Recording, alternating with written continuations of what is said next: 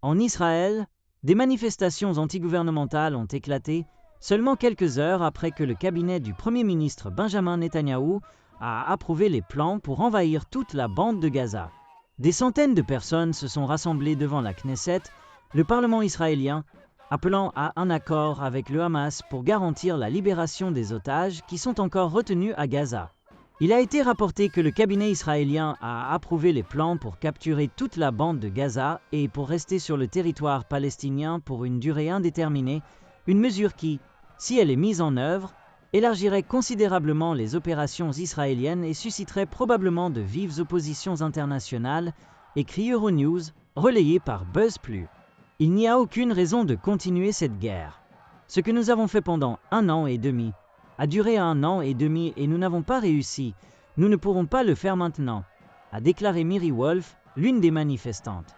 Le gouvernement israélien veut simplement garder la bande de Gaza et établir une nouvelle colonie là-bas. Ils resteront là, les soldats seront tués et les otages seront ramenés dans des sacs noirs. C'est ainsi que cela se passera, a ajouté Wolf.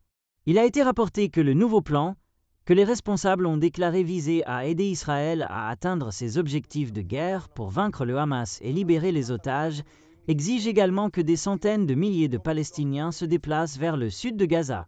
Cela est susceptible de conduire à leur déplacement violent et d'aggraver une crise humanitaire déjà terrible. D'autre part, depuis qu'Israël a mis fin au cessez-le-feu avec le Hamas à la mi-mars, il a lancé de nouvelles attaques sur le territoire qui ont tué des centaines de personnes. Il a capturé des zones du territoire et contrôle maintenant environ 50% de l'enclave côtière. Avant la fin du cessez-le-feu, Israël a arrêté toute aide humanitaire sur le territoire, y compris la nourriture, le carburant et l'eau, provoquant ce qui est considéré comme la pire crise humanitaire en près de 19 mois de guerre.